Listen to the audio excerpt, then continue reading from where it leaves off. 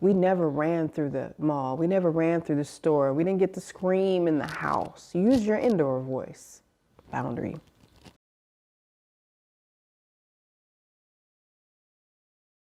Assalamu alaikum, peace. It's Fatimah, Coach Fatimah here for outstandingmuslimparents.com. I wanted to come in today and do a video about boundaries in our children and why are boundaries important.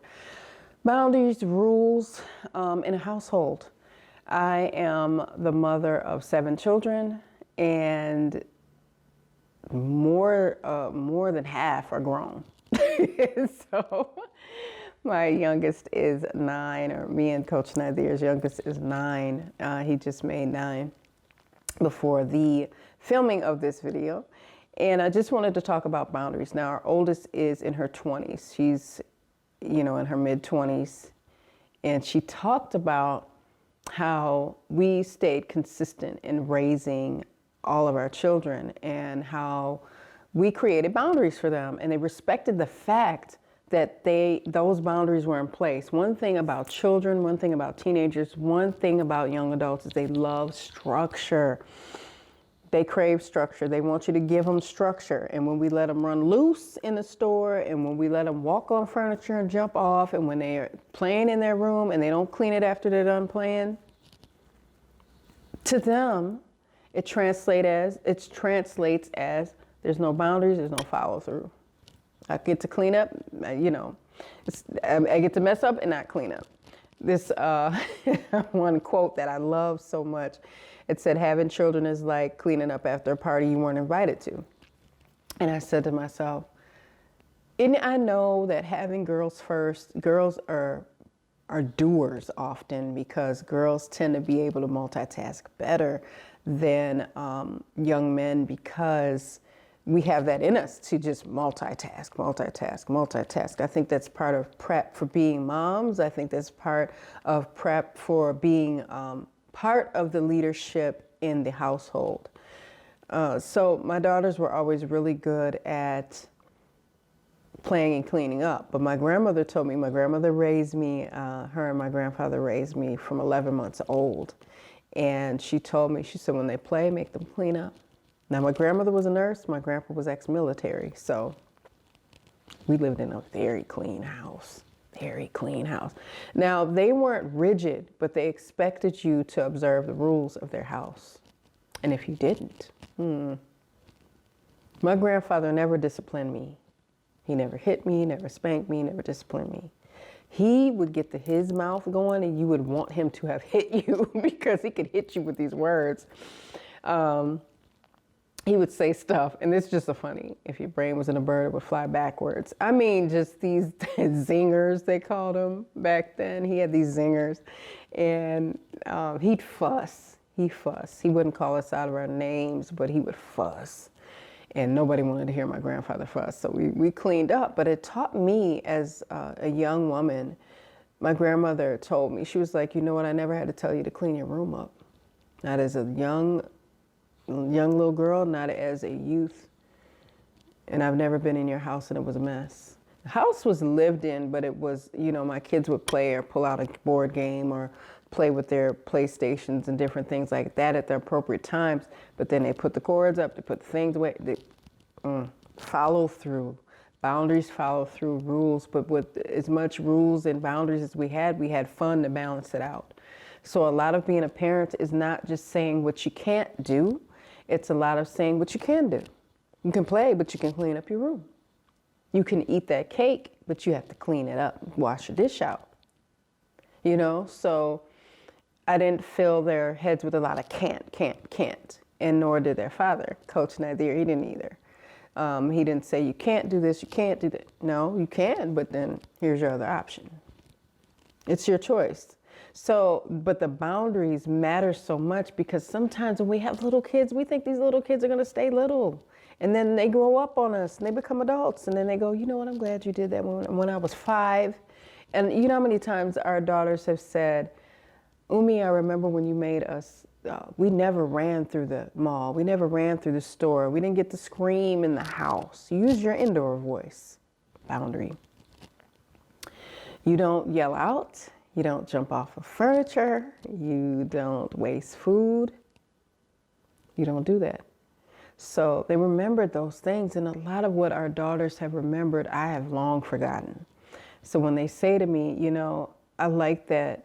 Like if they see a child acting out in public, if they see them running, if they see them jumping in the home on the furniture and not cleaning up behind their meal, not cleaning up behind themselves, they said, you know, you and Abu never let us do that. But because we didn't, we don't have to tell them today to be clean, to clean your body, to clean your clothes, to wash the dishes, put them away when you're done eating. Because one thing we didn't do is ask our children to do something that we have not done tenfold first. And that matters. Now, yes, we have the right to say, I'm your mother, clean it up. And I've done that. But they've also seen me on my hands and knees when they were babies and when they were toddlers and when they were little and in kindergarten, cleaning up on my hands and knees. They've seen me clean toilets. They've seen me wash dishes. They've seen me iron. They've seen me do these things. So they've seen their dad wash dishes. They've seen their father cut grass and dig in dirt and put up fences and just, you know, and so much, and vacuum the home. I mean, because he's the oldest of 6. And I was the oldest of at least, not the oldest, second oldest. My dad had 5, my mother had 5, and I was the second oldest in each line of children.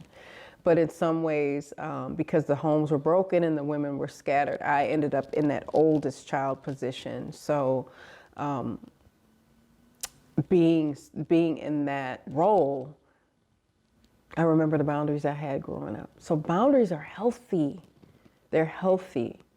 You know, and along the way, it teaches our children how to treat us respectfully so. So when they see that we have boundaries and we have rules and we have structure and they get older, they say, thank you for the structure. Thank you for the boundaries. Thank you for teaching me. My daughter, my second oldest daughter said, thank you for my organizational skills. And I was like, I didn't even really know that they were paying that much attention to me when they were little. So one of the things I started out doing, because it's hard to hear a mom say, I tell them to clean up their room, but they don't do it. And I'm thinking, what do you mean they don't do it? We don't go out of the room until it's clean. You ain't got to be mean about it. You don't have to be a tyrant. I'd rather you not be. You know, okay. I remember they had a song, Barney, that show Barney, for some of you that might remember it. Clean up, everybody, everywhere. Clean up, everyone, everybody do your share. And I used to make my daughters sing that when they were small, and they loved it. And then they like stop clocks and watches and alarms. Kids love racing against the clock. Anyway, I digress. When my daughters were 2 or 3 years old and they couldn't help me clean, I'd say, Umi needs you to go get the trash can. Do you know where the trash can is? You know the little trash cans for the bathroom, the really lightweight ones? Not the aluminum, not the big one from the kitchen, something that they can clean up. Or socks. One thing about kids is when kids move something, they know where they put it. So I say, where are your dirty socks at? Where did you put your dirty socks? And they might bring me one sock, but that teaches them rules, boundaries, helping, teamwork. My 4 little girls we'd sing that Clean Up Barney song, and that house they'd clean up, everybody, everywhere. And they'd be drying their little plastic plates. That's another thing, I didn't give them glass. I gave them something lightweight. I did glasses, I did glass, they did plastics. So they did all like the storage containers and stuff. And it was fun. It was bonding. But it was giving them boundaries. So you can bond and give boundaries at the same time. Your kids will thank you for it. Your kids will thank you for it. So remember, boundaries are okay. They're healthy. They teach our kids how to manage situations. It teaches them how to evaluate things, how to have self-control when they have boundaries and structure in place. It teaches them that good discipline that they're going to need as they grow. So those are things that are super important. So now I see my daughters use the skills that we taught them as parents without being rigid and making it fun and just repetitive. It had to be repetitive, it had to be consistent. So we sang a lot of cleanup songs. We helped each other clean up a lot. We did clothes, we did laundry. We had fun in doing so. And we always got a reward at the end. You know, let's clean up the house, we can go to the park. Let's do the dishes so we can have dessert. You know, dessert at breakfast time. Whatever the case may be, they enjoy the boundaries. And as grown women, I see them implementing some of those things with their little brothers. I see them implementing some of those things as they work their jobs and grow their families. So just know it's okay to create boundaries and have rules. It doesn't mean things have to be rigid. I'll say it every time.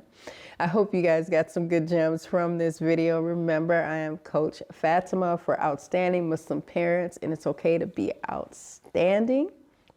Sometimes we think it isn't, but no, it's such a great word, and I love it here. So I will see you all in the next one. I have maybe something special in the next video that I'll announce at another time. Inshallah. I'll see you guys in the next one. Assalamu alaikum. Peace. Assalamu alaikum. Peace. I'm Coach Nadir. And I'm Coach Fatimah. And I'm Coach Nyla. And we are the founders of Outstanding Muslim Parents. I want to introduce you to something that you may be interested in because you seem like a proactive parent already just by the video we interrupted. All right. And that's called the OMP Inner Circle. That's where we all train deep dive into parenting. So whether that's the first stage of children up to 7 years old, or 8 to preteen in the second stage, or of course the teenagers and young adults in the third stage, we deep dive with the 3 C's as well as the 3 E's. So what our members get every single month, all of our students, they get brand new training every single week. That includes downloadable audios, downloadable worksheets, so you can deep dive into it. And of course, you have our personal email addresses as well. However, every single month, we have a live Q&A for all of our students. So we go to answer the questions or deal with different challenges and things that they may be dealing with parenting, because we know it's an ongoing struggle.